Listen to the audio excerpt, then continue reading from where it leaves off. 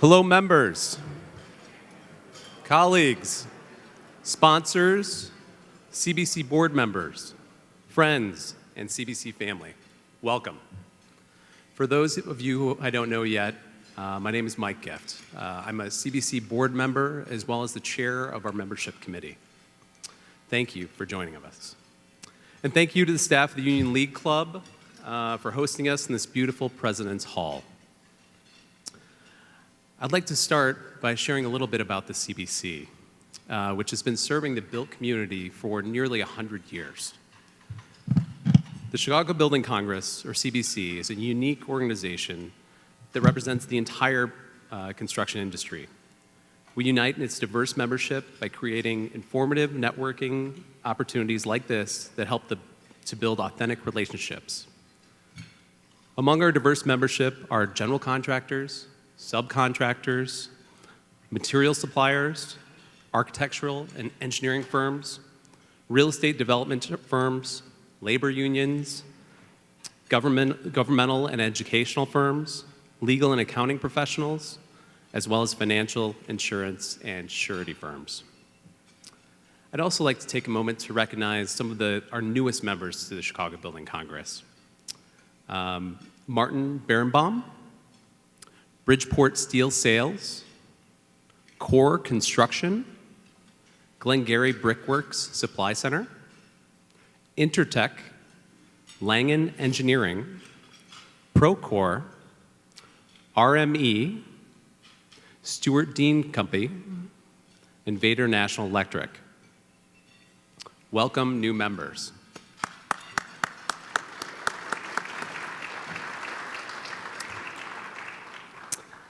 I also know that there are plenty of non-members out here in the audience, and I wouldn't be doing my job as a membership chair if I didn't welcome you to join the CBC, and please consider membership. It's a dynamic organization that I've had the pleasure of being a part of for the last 10 years. So please, if you have interest, please reach out to myself, any of our members, or the membership staff. We've got a great turnout today. We're so pleased to see today's presentation by Related Midwest on 400 Lakeshore. Don Bernanke, who you'll meet shortly, was the 2017 CBC Award of Honor recipient. Thank you for joining us today. We also have the exciting program is brought to us by many sponsors. So if you could please use your QR code to download the digital program, and please pay special attention to our sponsors and advertisers within the program. We could not hold this event without you.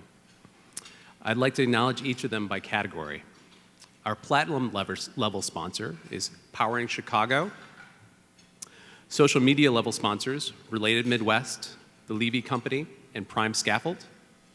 And refreshment level sponsors, the Krez Group and Gertz Electric. Finally, it's my honor to introduce our moderator for today's panel on the 400 Lakeshore project, Ann Thompson. Ann is the lead architect on the 400 Lakeshore project for Related. In that role, she oversees all the design, planning, and engineering for the project. Ann is the Executive Vice President of Architecture and Design at Related Midwest. Since joining Related in 1995, she's led the creative oversight and planning of the projects across the company's portfolio of mixed use, mixed income, affordable, and luxury developments, as well as engineering, zoning, and entitlement efforts. Her work in the space includes mentoring the next generation of architects and designers, promoting industry career paths through teaching and civic engagement, and leading balanced teams on Related's projects. In her role, Ann directs the work of architecture, urban planning, interior design, and engineering to shape and execute the design and community vision for Related's Midwest projects, from concept and delivery to building opening. Her many projects include the reimagination of the historic Lathrop community along the Chicago River, the 78, which is a 62-acre downtown development and one of the largest real estate projects in Chicago, and the 8080 South DeSable Lakeshore Drive project, a 400-acre master plan that's being developed by a joint venture of Related and CRG in South Chicago. It will house the Illinois Quantum and Microelectronics Park, anchored by what will be the largest quantum computing facilities in the world. Anne, thank you for being here. Thank you for introducing us to the panel, and thank you for moderating. Now let's give her a big round of applause.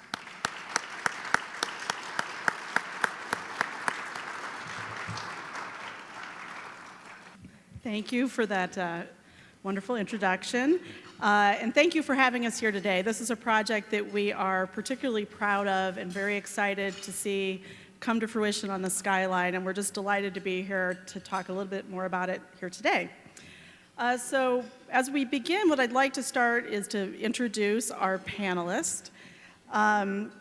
We have three of some of my favorite people to work with in the industry. First, we have to my left, Don Bernanke, who many of you know. I have had the real pleasure of working with Don for almost 30 years now. He is the Executive Vice President for Construction at Related Midwest, in addition to being the President of LR Contracting Company, and he is the co-founder of Hire 360. He is responsible for all of Related Midwest ground-up and renovation projects, including our luxury, affordable, and mixed-income housing, as well as all of our mixed-use destination projects. More than this, though, Don is really passionate about investing in our communities, the communities where we serve. And he has spearheaded our work in giving opportunities to emerging businesses throughout Chicago. We also have with us today Nosa Ehoema. He is the president and CEO of BOA Construction. And he has built his company with the idea, with an emphasis on civic engagement, believing that projects can be a platform for change. He and his team have executed on a whole wide variety of projects, including K-12 and higher education, mission-critical facilities, retail, healthcare, interior renovations, residential, and commercial projects. Nosa is one of Related Midwest's longtime partners, dating back to the Lathrop Homes redevelopment of more than 10 years ago. And last, we have with us Terry Gillespie. He's kind of the newbie on our team. That being said, he has over 20 years of experience in strategic oversight for all phases of large-scale, complex construction projects. As a project executive for LR Contracting Company and Related Midwest, Terry has spearheaded construction of the Row Fulton Market, a 43-story, 300-unit residential high-rise in Chicago's historic Fulton Market district, and he's currently supporting the construction of Project Hood's Robert R. McCormick Leadership and Economic Opportunity Center, a 3-story, 85,000 square foot community center in Chicago's Woodlawn neighborhood, as well as spearheading our work at 400 Lakeshore Drive, which we are here to talk about today. So thank you all three for being here. Before we begin the panel, there's a series of slides I think that we're scrolling through about the project. And I know that most of you may know a little bit about the project already, but I wanted to just give you a brief overview of 400 before we begin.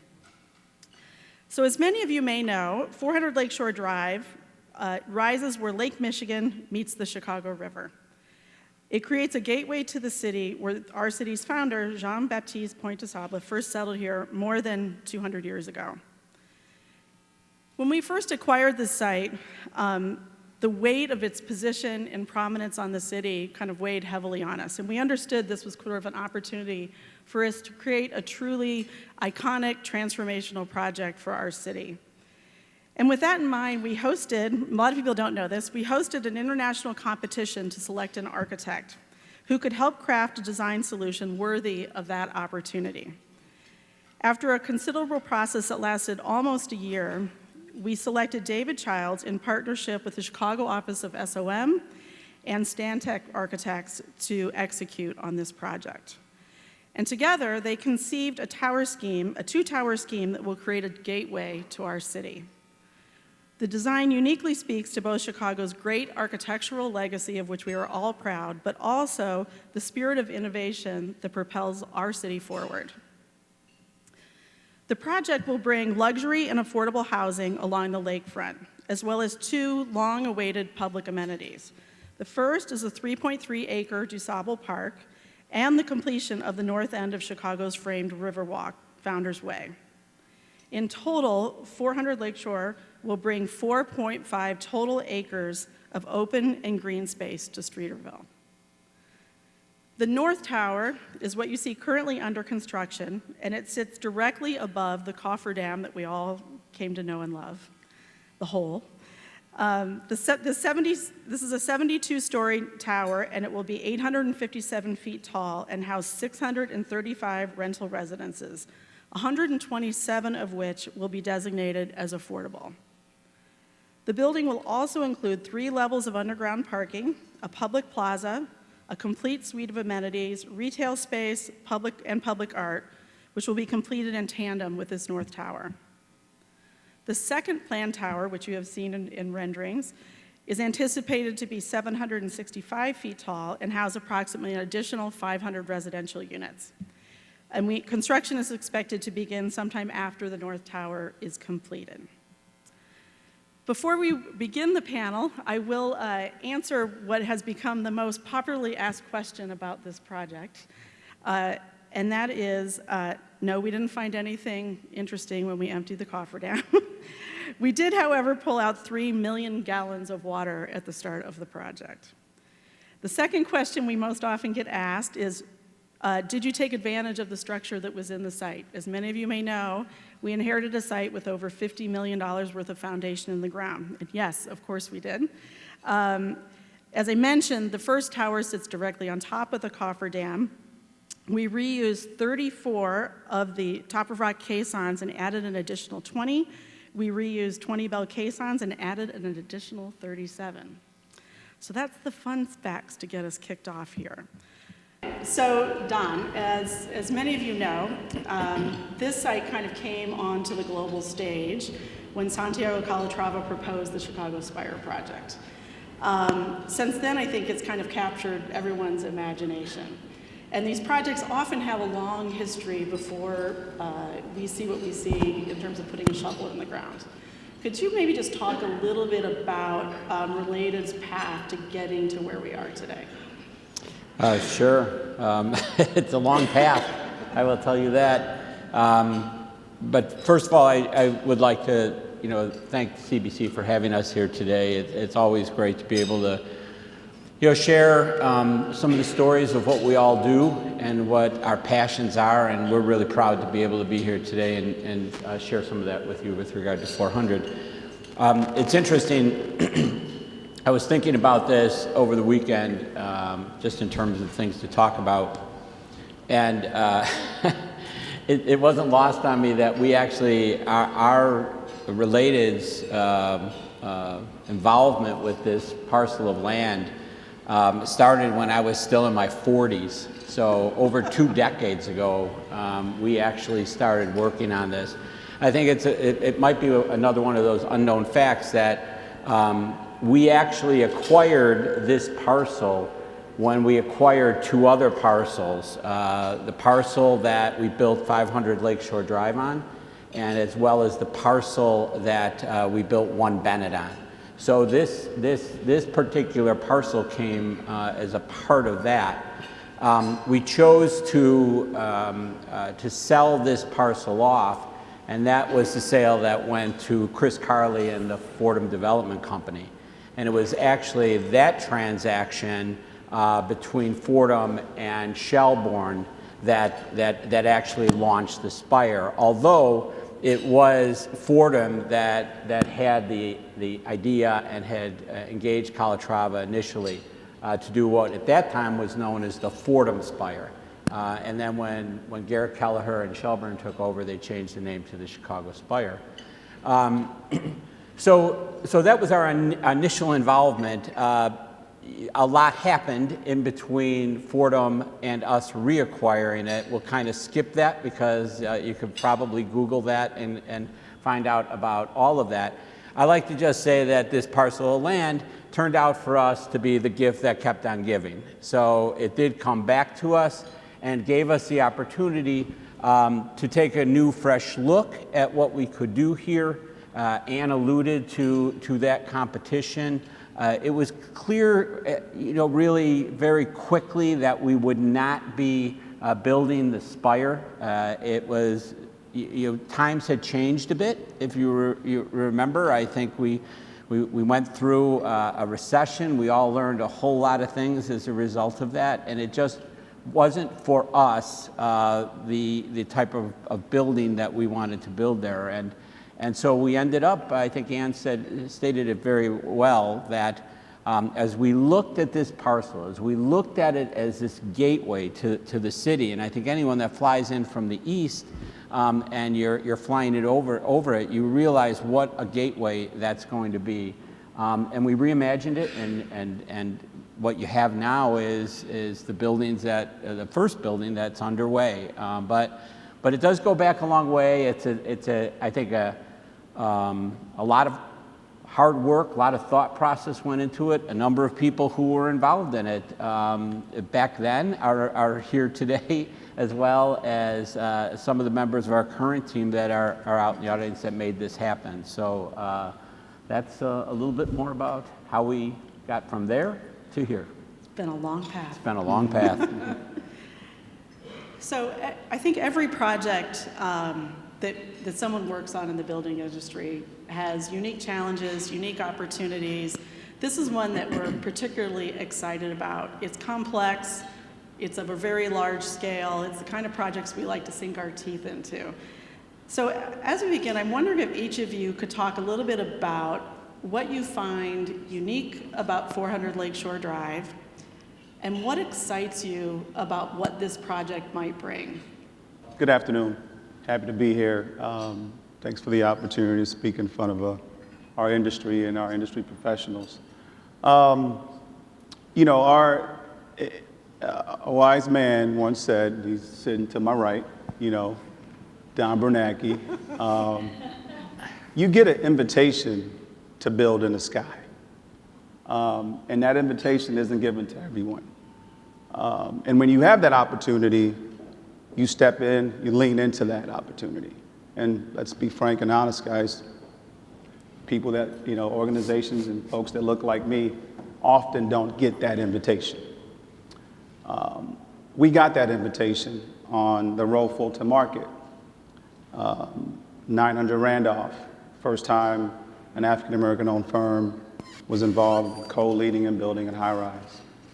So, and to your question, when, you know, first off, you're doing schools, you're doing healthcare, police stations, right, interior renovations, and building an organization over the past 15 years to get to a point where you have individuals that are potentially ready to step into an opportunity to be part of building a legacy project like this 800+ foot tower surrounded by water.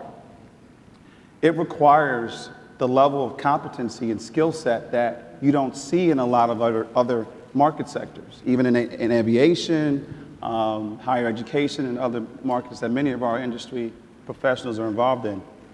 It requires a level of technology, innovation. You know, one of the cool things that I see on this project is our VDC systems and clash detections. We're all doing it on projects, but on a high-rise that's climbing, you're pouring a floor every 3 days, right? So you have the work that's done in the model with clash detections and then implemented in the field, right? We've been doing VDC and engineering for a long time, but how are you coordinating that the risers, the conduits, the piping are implemented and installed right every 3 days before you pour? So we're flying drones.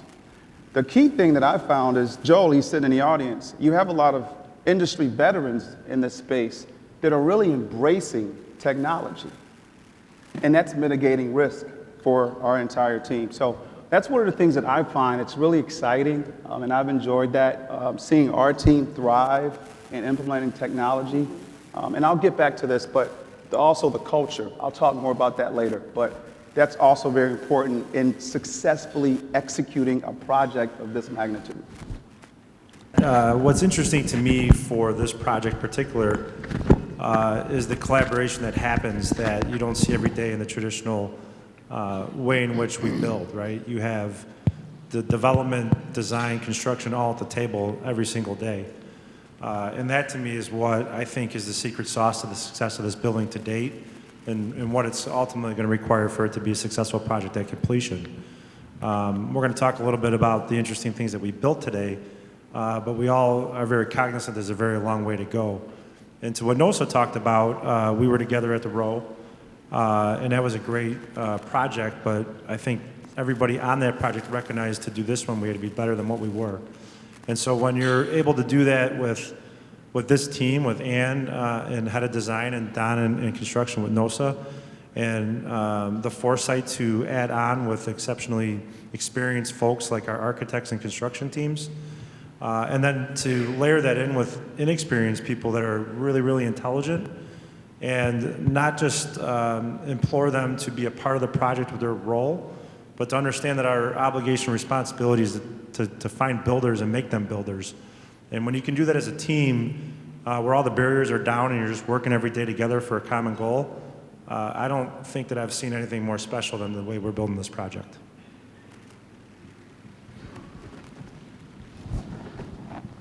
So I think I'll take it a little bit different. I think there's buildings that we build, there's the technical aspects of that, which are so critically important. There's the collaboration that goes on the site, the coordination. But for me, buildings are about people.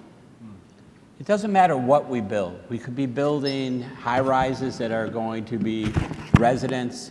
We can be building hospitals. We can be building schools. We can even be building quantum campuses and data centers. It doesn't matter. It's all about people. And I think this building signifies for me that we are a city that has been here a very long time. We get the great privilege with our project team of completing DuSable Park. DuSable Park, which was envisioned more than 2 decades ago by Harold Washington, by Mayor Harold Washington. And we finally get the great honor of bringing that park to fruition as part of this project. We get to build a building that's going to house a percentage of people, 20% of the residents will be living in affordable housing as a result of legislation passed by the state of Illinois.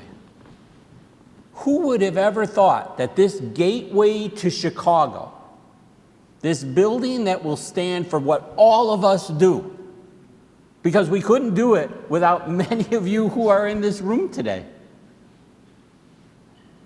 This building is going to stand for all that we are as Chicago, where we started at DuSable Park and where we are now as a city, being able to provide quality, wonderful housing for people from all walks of life.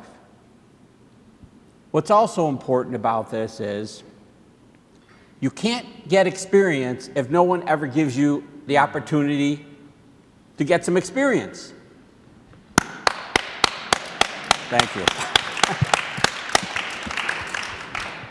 This project reflects that, just like many of ours in the past. And it's not just about NOSA's involvement, it's about subcontractors, it's about workforce.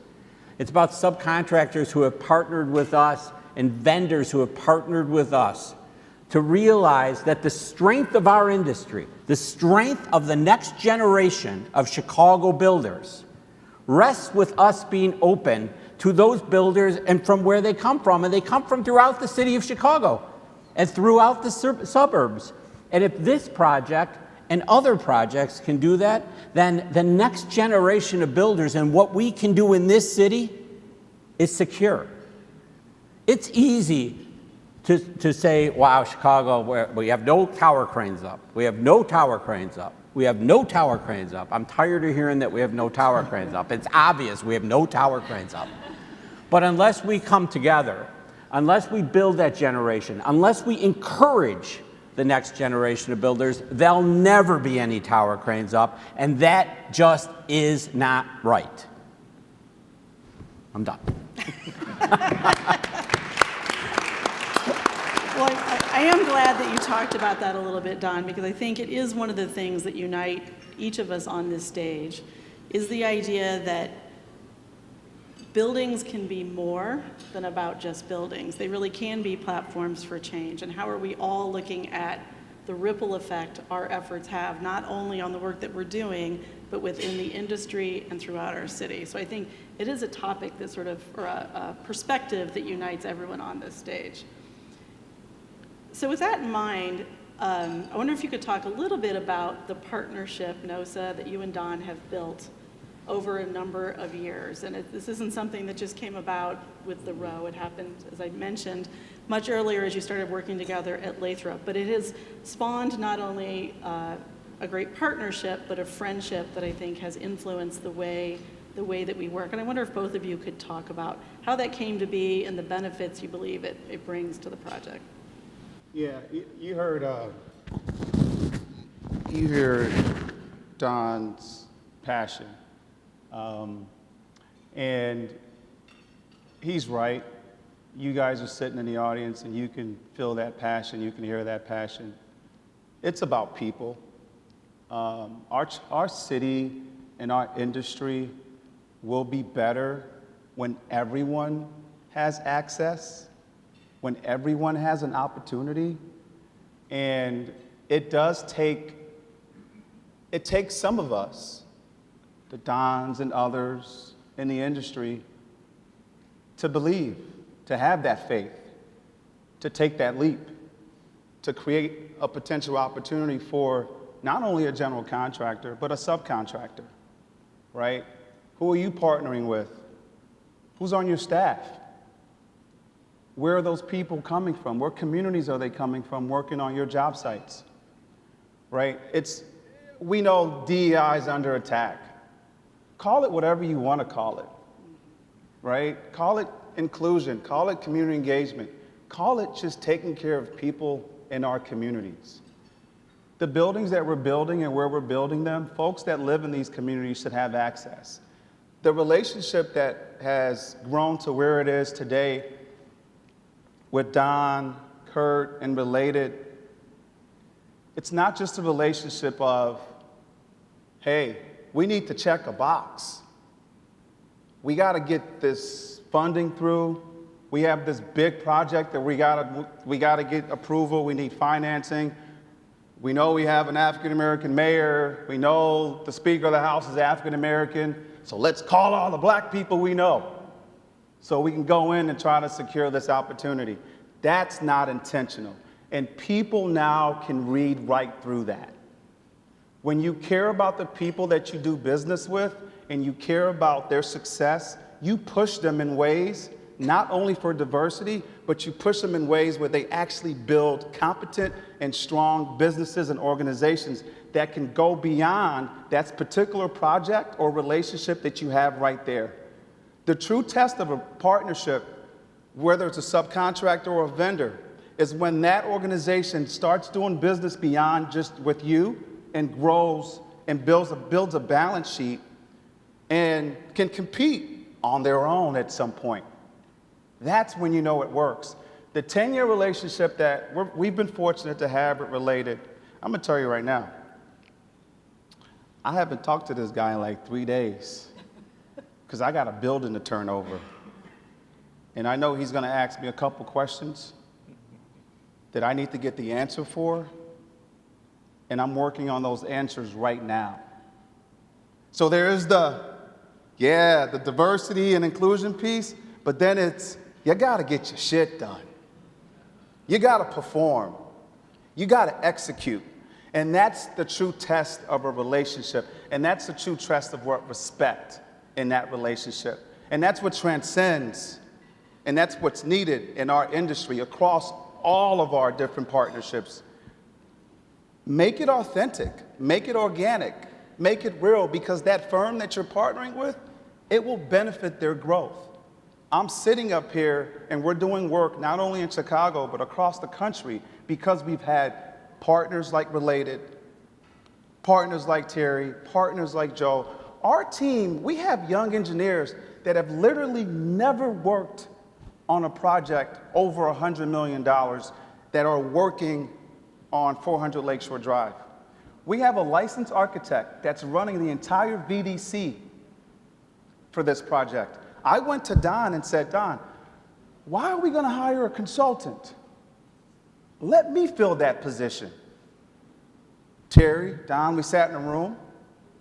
Okay, but you better get a good guy because it's got to get done right, right? So we filled that position. Now that VDC department has grown to 3 people, and they're working on work. They're doing VDC clash detections at the airport. They're doing it in healthcare. They're doing it on projects that we're chasing in Dallas, because I had an opportunity to build a division, a department within Boa Construction. So that's how the partnership works. And that's what makes it real, because you actually can organically grow your business, and the respect is there, but you're also getting pushed to execute and deliver. I think, Nosa said a lot there, and I agree with him. And I'll just say this. I think you look out in the room, there's so many of you that know that this is a relationship business, right? We're able to do what we do because of the relationships you build. And I think everybody builds those relationships. And I think, at times it's easy to get comfortable with those relationships. And when you become comfortable, you start to say, well, my risk is mitigated by staying with that. I would just say to all of you, when you're thinking like that, think just a little bit beyond and say, what can a little more work do? What can a little more risk do?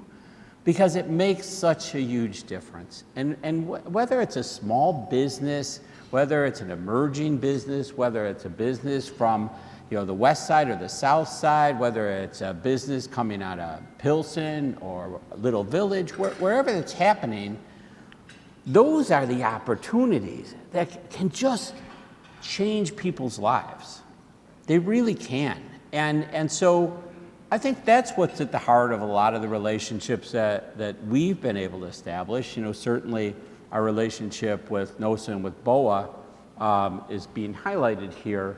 But it's so much more than that, and that's my hope. That's my hope that someone can look at what we have been able to achieve at 900 or at 400 and say, well, I'm going to try that the next time. Or maybe there's a subcontractor that we're working with that says, and there's many of them sitting in this room today, many of them that are sitting in this room today, who have joined in the efforts to break out contracts, to partner with smaller subcontractors. And I am eternally grateful for all of their leadership and for them doing that, because it is a bit of a leap of faith.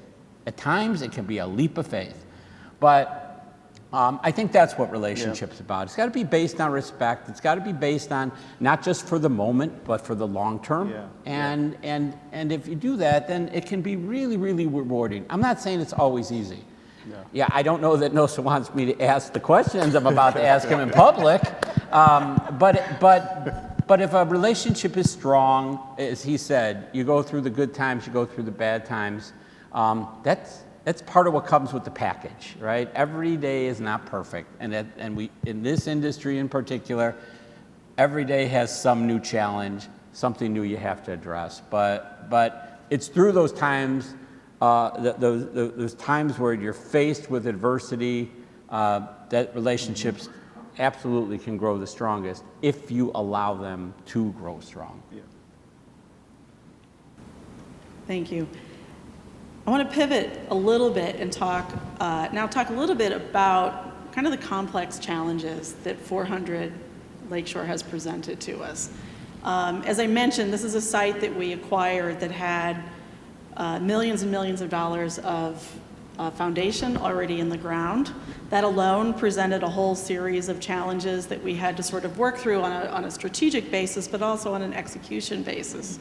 Terry, I'm wondering if you could talk about some of those challenges and sort of how you leveraged this incredible team where we brought together a whole host of expertise and experience to attack those challenges.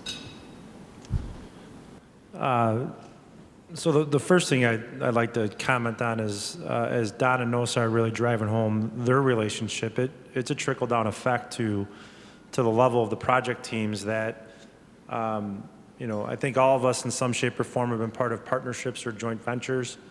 If you walk into that trailer and the men and women that are on that project, you don't know where LR contracting starts and BOA ends. There's no difference. There's no identifiable presence of one versus the other. It is just, let's get together and build this thing.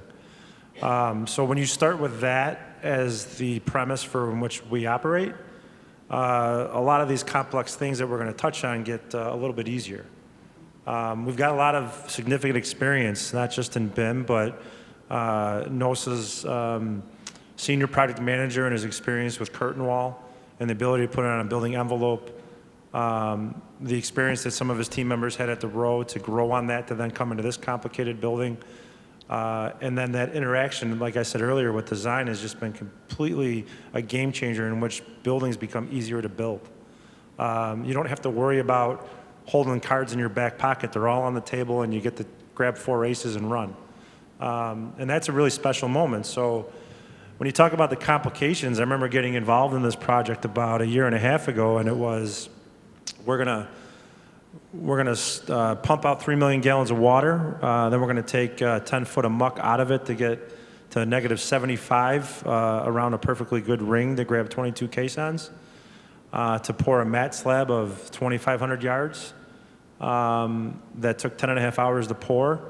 And then when you do that, we're gonna go up with a core to -35, and we're gonna backfill that with sand that we used on site to do. And while you're doing all that, we're going to dig down all around it for an upside-down wedding cake, capitalizing on the sand to use as earth retention, and hope for the best that the water table is down and that you don't have runoff. And so your perimeter, you're going down as you're coming up. And oh, by the way, there's a sewer water overflow that you have to relocate with the deep tunnel drop shaft, and that has to happen at some point before you can go vertical. And oh, by the way, the permits aren't going to come for 10 to 12 months. So we've resequenced our game plan.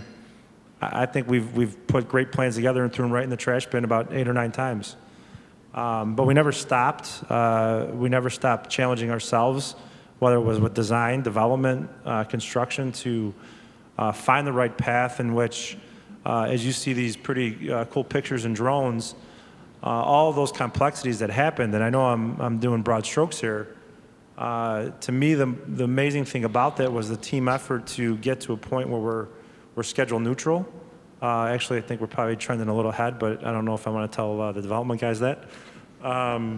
You just did, Terry. Yeah. You know you got a mic on your Good hand. job. Good job. So that's just coming out of the ground, and then we got to tie into level 1 and then go vertical. That's a piece to this. And then the other thing that I would probably add is the team collaboration, and credit to Ann and her group, and Don and Nosa and Kurt and Nick.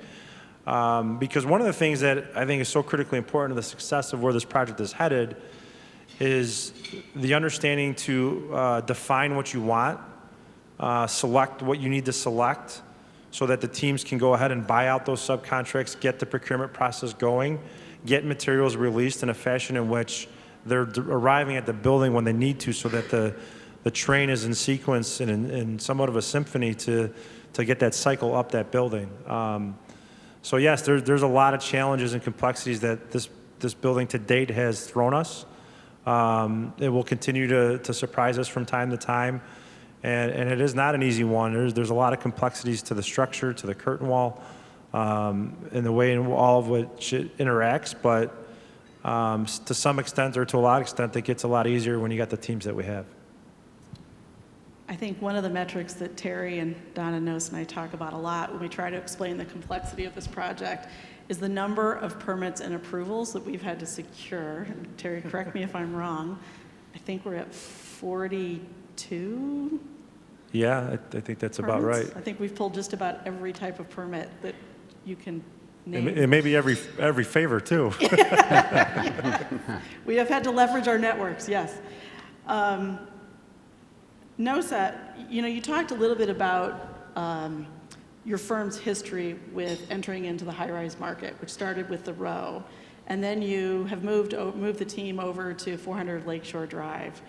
Could you talk a little bit about what that experience has been in terms of ramping up into the high-rise kind of typology, and what that has meant for your team, particularly as you've come into a project like 400, and what have you had to do to sort of embrace that opportunity and those complexities?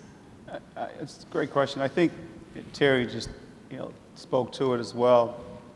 And really, the culture of the team has been established really well from 900 Rofel to Market.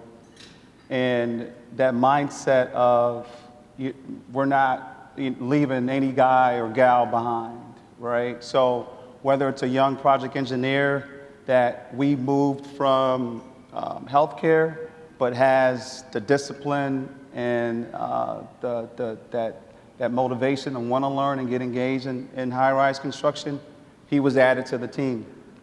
And when that individual's added to the team, to Terry's point, it's one hard hat. It's not a BOA employee or LR employee. It's a LR BOA related team. So that culture of, we do joint ventures. We partner with organizations. We've been doing it for a number of years. And there's some organizations that we continue to partner with because it's not a matter of they're just here to check a box. So have them do something like take pictures or something over there, and they got the billable rate. They're fine. The transition from 900, having a team that's worked together, coordinated from safety, logistics, and that was a very tight site in West Loop, right? So there was a ton of logistics, material deliveries, all the way into punch lists, right? When we completed the building. So you have a team that understands the delivery standard of related, because it's not average. The level of quality and the level of punch list is completely different. So when you have a team that understands that and they stay together, now they're moved over to 400. We're surrounded by water, right? So we have different complexities. You got Lakeshore Drive, you have materials coming in, trucks coming in, the loading docks, and that coordination in itself. But it goes back to the leadership.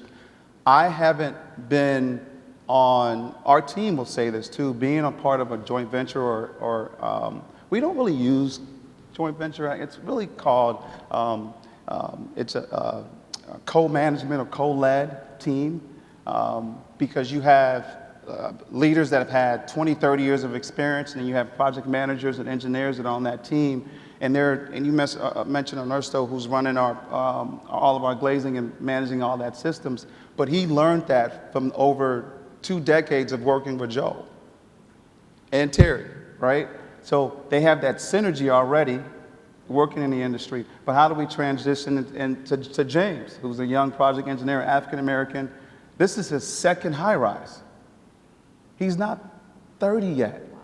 Maybe he's 32 now, but he's still under 35, right? I'm 44, and this is the second high-rise that I've had the opportunity to be a part of.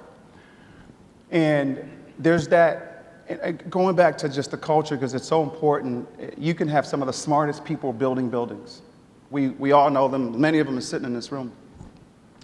But if the mindset is about one individual winning and others not, your project fails. If the mindset is about, we just gotta meet these requirements because people are watching, your project is going to fail. But if the mindset is collectively the team winning, and if an individual is struggling reviewing rebar, we had a team meeting the other day, and I was so impressed with our entire team, just understanding site aware. Like what site aware picks up deficiencies, misplaced rebar, risers, MEP systems that are in the slab. But then the team was articulating that. Folks that are under 30 years old. That is how we're building the next generation of leaders. That is how we're building the next generation of builders, and we'll have an inclusive industry. And to Don's point, we will have more cranes in the air, because then this also goes to the subcontractors. We have over 30–40% MBEWB participation on high rises. They said that couldn't be done. They said it couldn't be done. And just a little, we also know that people in the industry thought that the first high rise couldn't be done, right? You put the right team together, the right partners and subcontractors, who I see many of, Levy, I see Chris Golden in the room. Here's an individual that you call them, hey, we need you to have X amount of African Americans, X amount of Hispanics on your team to work on this project. We need a subcontractor that you need to train and mentor. He embraces that, and he builds other organizations that eventually can do work as a prime or as a subprime.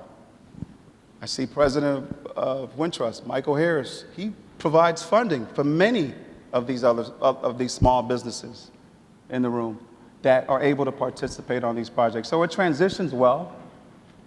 900 was intimidating, don't get me wrong.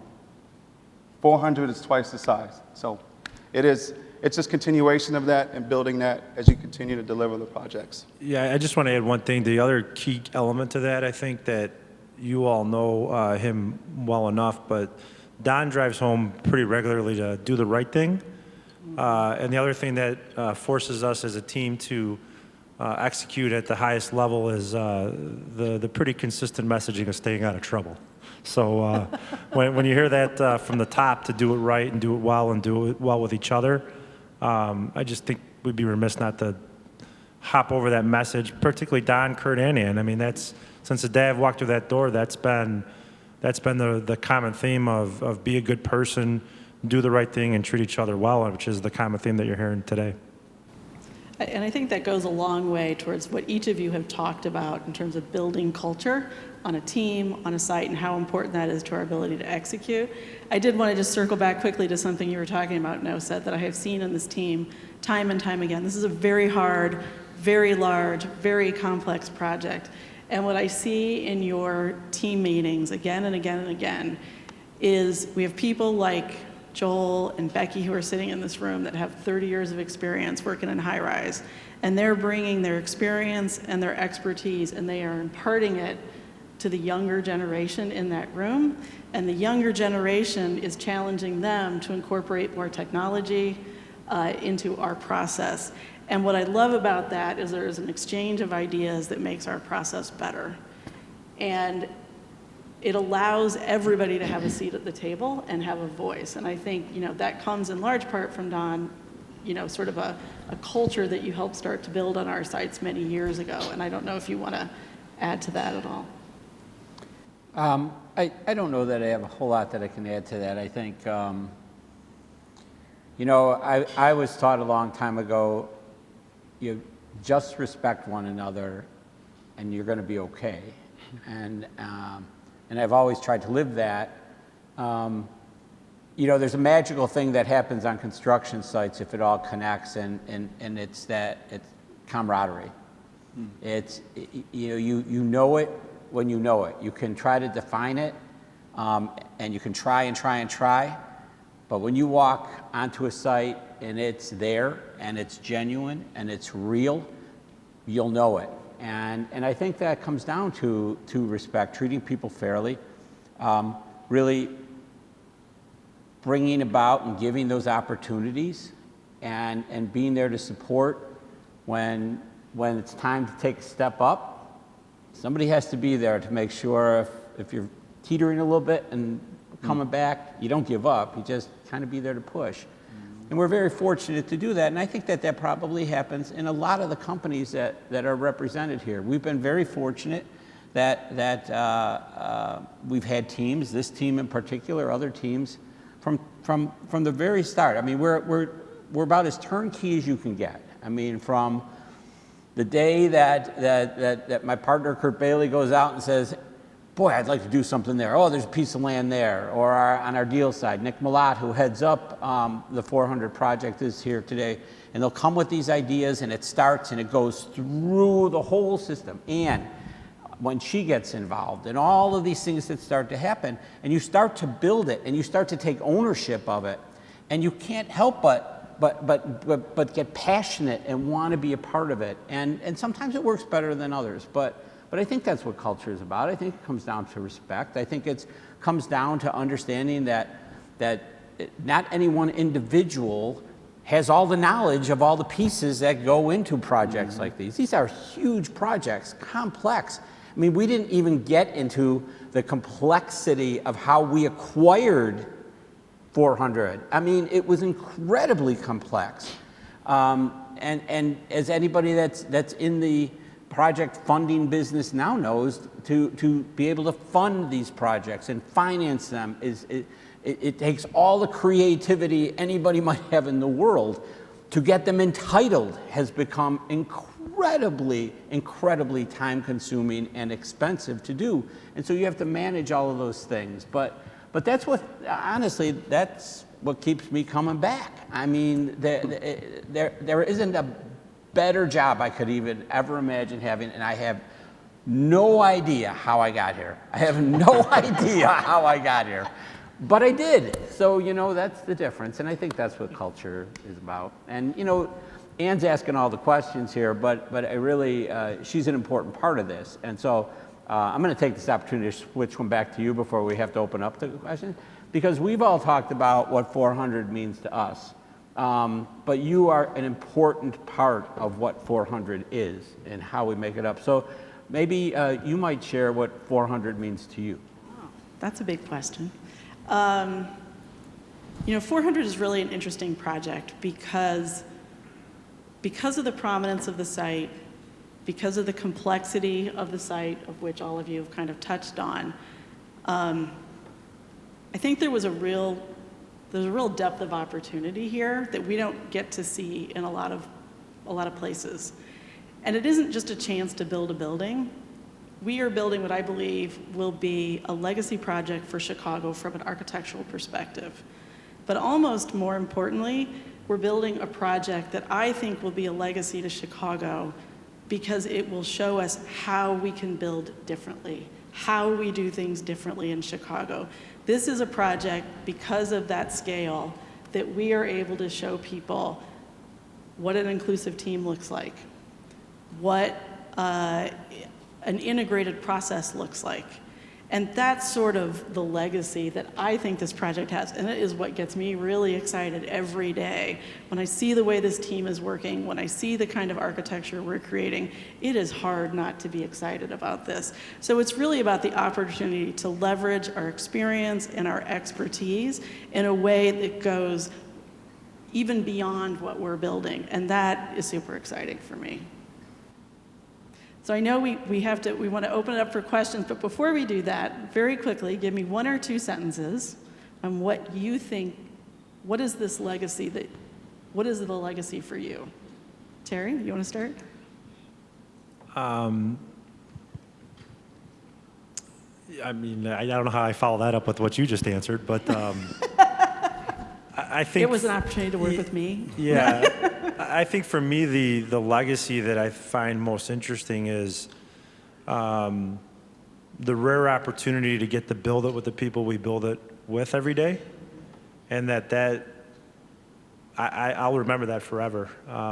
Just the uniqueness of the different levels of experience, but the passion that this team brings, and that we get to build what you're representing or what you've presented as a structure that will stand the test of time of what Chicago stands for. So I think that's kind of where I'll always look at that, and I'll always remember and keep close to me the people that we did it with. Nosa? Legacy is a deep word. When I think about the site, sometimes in my quiet moments, I think about the founder of Chicago, DuSable, and how he landed right there 240 years ago. And then I think about the heritage and the culture of that man. And then I think about my dad. I think about other immigrants. I think about our city. I think about our kids. And then I also think about I am a part of that history. This site, this building, and the legacy we're connected to for those that came before us. The other thing, to close it up, is I think about this gentleman to my right, and I think about great leaders like him, and Kurt, and how they think about legacy and impact and opportunity. Because it takes great leaders to really understand and be all in about DuSable, the site, and having someone they call a partner, my organization, be a part of their legacy. So it's important for our organization and this partnership with Terry and this entire team to make sure not only we don't let our city down, we don't let Don, Kurt, and Related and our entire team down, but we don't let the people that have come before us down. That's what I think about when I look at this site.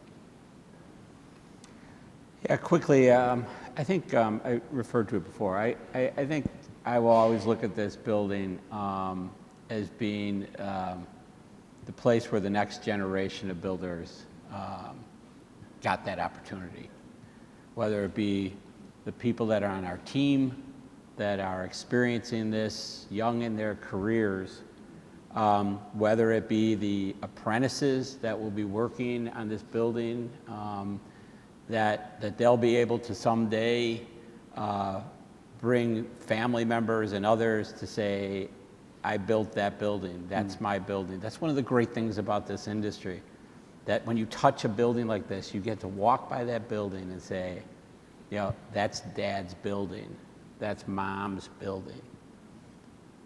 I think about it from that perspective because I think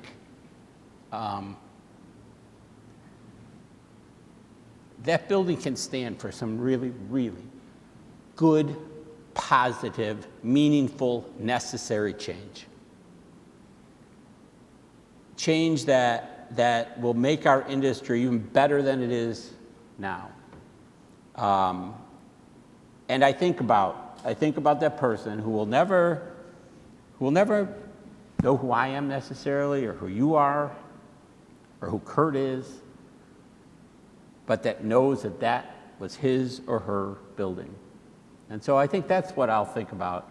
I'll of course think about your architecture, you know, of course I will.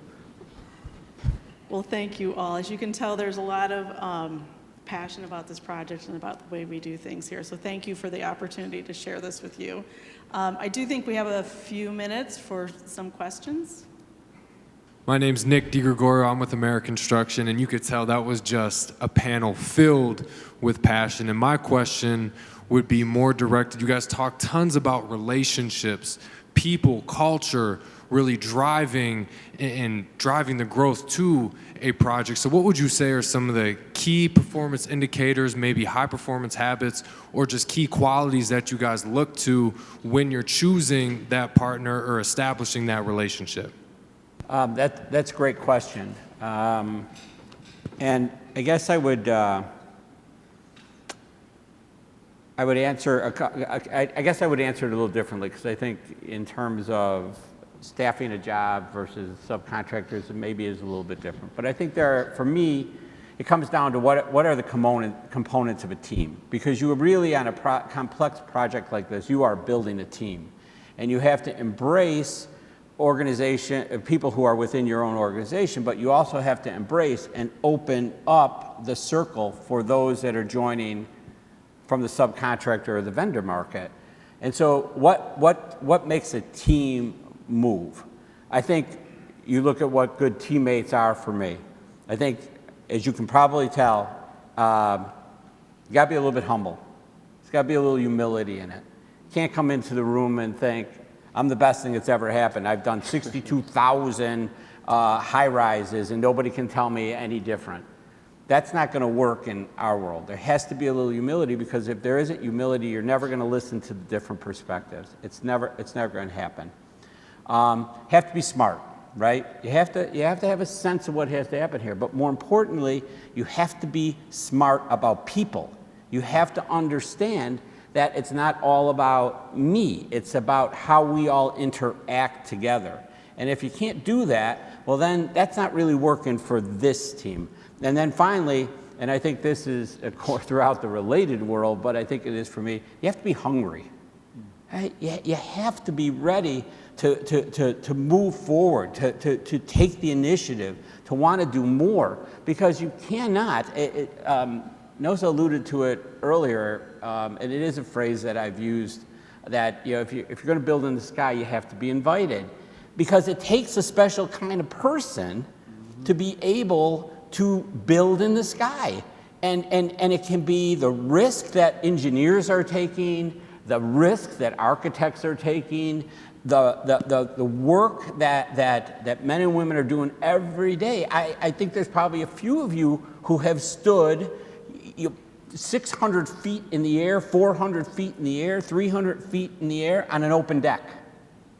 I mean, you've got to be invited to do that. And so I think that you have to be hungry. You have to want it. You can't just phone it in. And I think that those are probably the metrics that I look for as I'm, not only seeking partners, seeking individuals in my organization, but also, what I think are the key components of how you open up the circle and you bring in the partners that you need to essentially get it done for you, because I can't get it done. I can't go up and form a deck. I can't do the electrical work that Gertz does every day. I can't do that. I know what has to be done, but I need that expertise. I need what they do and how they do it.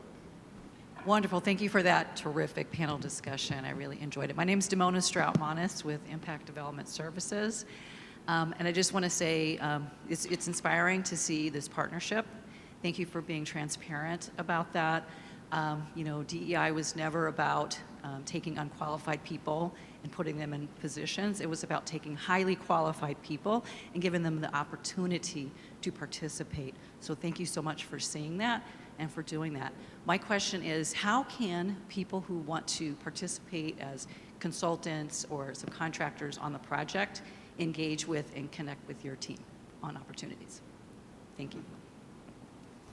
Do you want me to? I think we both can answer that. Talk about it on... Thank you. It's really a great question. And I think all of us on this stage, we meet with a lot of folks all the time, and we are constantly trying to introduce ourselves to other people kind of in this ecosystem. And what I often tell people is, do schedule time with us. We like to understand sort of what your core expertise is, and give us time to find that project opportunity that makes sense. So, part of it is networking. Don, Nosa, Terry, I think we all are very open in terms of meeting with either people that are interested in becoming part of our team, or as employees, or as people who are interested in partnering with us on a project. And I think what we often ask is, we look for the qualities that Don talked about in terms of hard work, humility, the smarts to do the kind of work that we're doing. But then I say, just be patient. There's a lot of opportunities they take sometimes to percolate, but they're there. Yeah, I think Ann said it well. We want to meet new people. We want to take the opportunity to know what's happening out there. And I think the only limitation we have is the limitation that we're just one company, right? With a lot of great things that for the future and for the pipeline, but there's a time when we may only have one or two projects.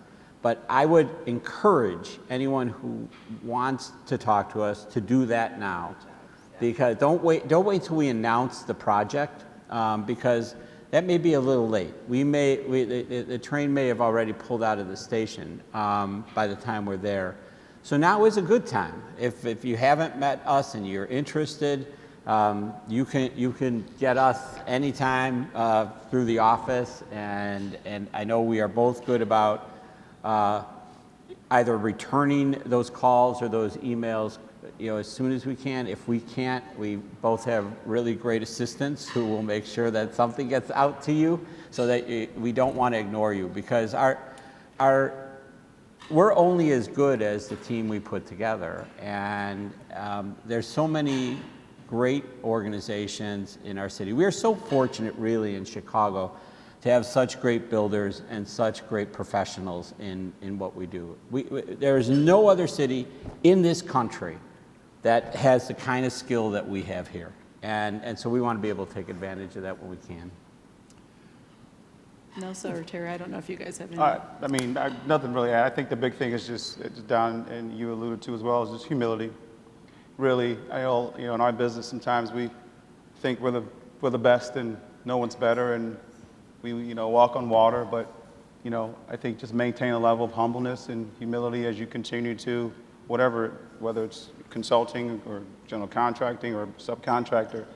It's a lot easier to get someone to sit down and have a meeting with you when you're humble, because everyone's extremely busy and there's a lot going on. There's a lot of pressure. We're talking about this project is it's a risky project. So you can imagine what guys like Don and Ann and what they have on their plate on a daily basis, and even us as general contractors, what we're dealing with on a daily basis. And if you're not returning a phone call, or you're too busy to return a phone call, but you're trying to have a meeting, and no one's going to chase you down to get you a deal. It's not how it works. No one's going to follow up with you and you're trying to set up the meeting. So have a level of humility, and good things usually happen when you have that mindset. One last thing I would add to that is I often tell people, especially on the professional services side, that be open to a small opportunity, because that's where we can work together to see how we're like-minded. And I can understand the expertise that you bring, the way that you think, and the same way you have the opportunity to see how we think and how we do things. And sometimes those really small opportunities are what helps us build a relationship. Terry, I don't know if you have anything. I think all the points were pretty well put out there. I would also just encourage, be confident in what you do, and make the effort to make the connections, and don't be afraid to put yourself out there, and to be proud of what you're capable of, and then once that opportunity does come, show that you're able to exactly do that. But to this group's points, I think the door's always open, and the communication's always there to listen and see what opportunities are available. Thank you all very, very much. Let's give them a big round of applause. Thank you.